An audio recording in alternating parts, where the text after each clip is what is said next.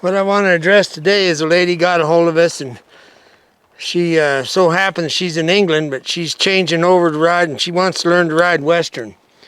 And she asked some really good questions, because these are things that we very seldom touch on, but we might as well, because it needs to be said.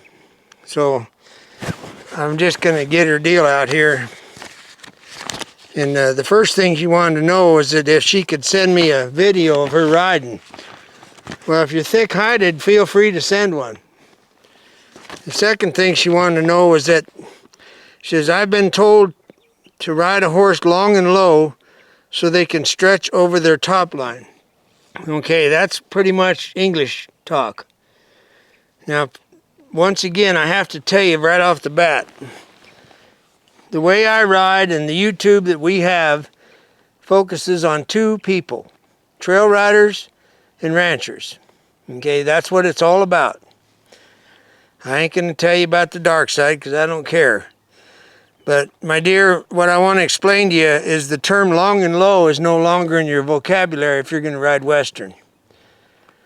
What happens is when we ride outside, for a trail rider, they walk along and their horses head up and looking around, and that's what horses do.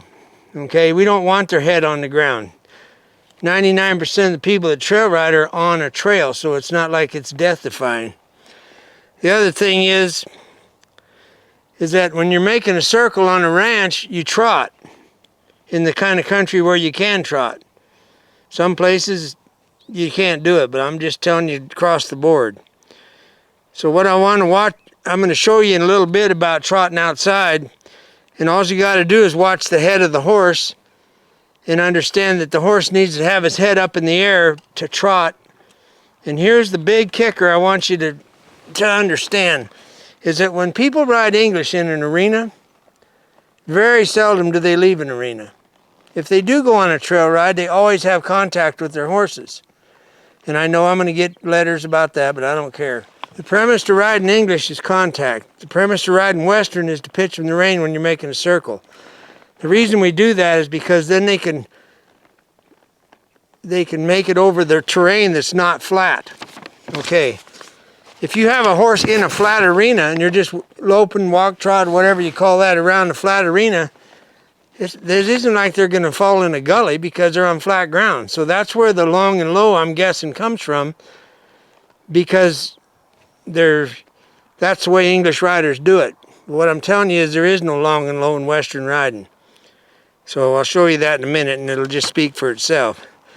The other thing she was curious about is that someone told me, I always love that part, to move the horse forward, not backwards, to get the shoulders to move. Well, the fact is a ranch horse and a trail horse are on the hindquarter. If you're working cattle, you want your horse's weight on the hindquarter, not the forehand. So the answer to that is we want them on the back end, and it makes their front end lighter.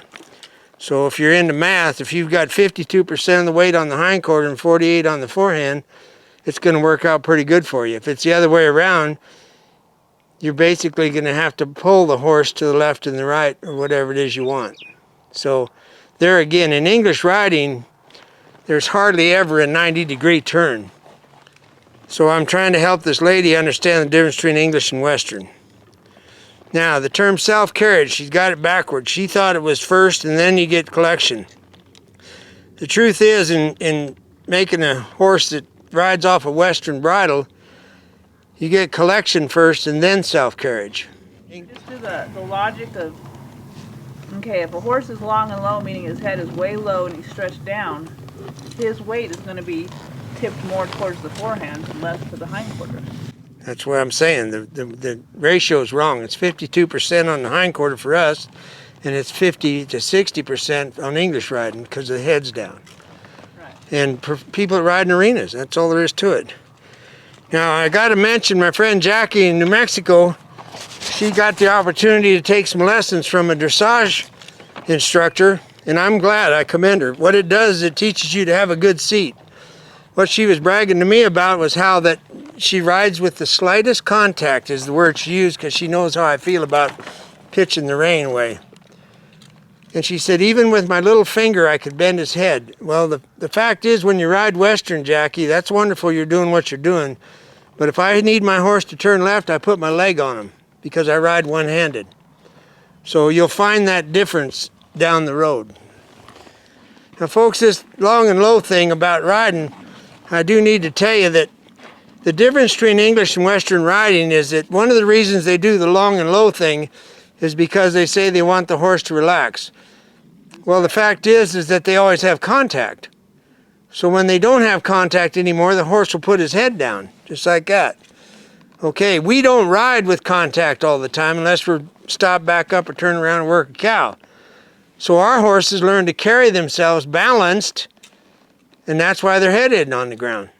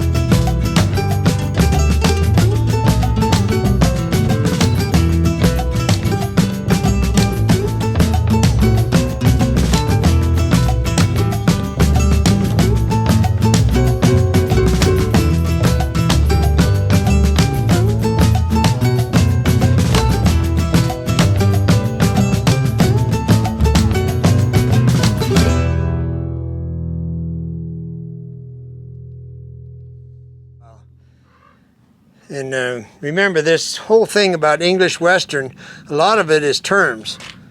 But the premise is to know that we don't ride with contact all the time, and there is no long and low.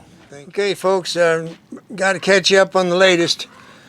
We canceled France because Deb's going to have a medical procedure on her heart, and I thought it was just an O-ring, but evidently it's more than that. So it ain't pumping right. So anyway, she's gonna get that taken care of, and then we're still going to France, but it won't be for a while. So anyway, on Deb's deal, if you would, a year ago, when I broke my neck, I had thoughts and prayers literally around the world. So if you could do that again for Deb, it'd be pretty nice. We'd appreciate it. And we do want to thank everybody, because it seems like we know everybody. You know, we've been together quite a few years now. Anyway, talk to you later.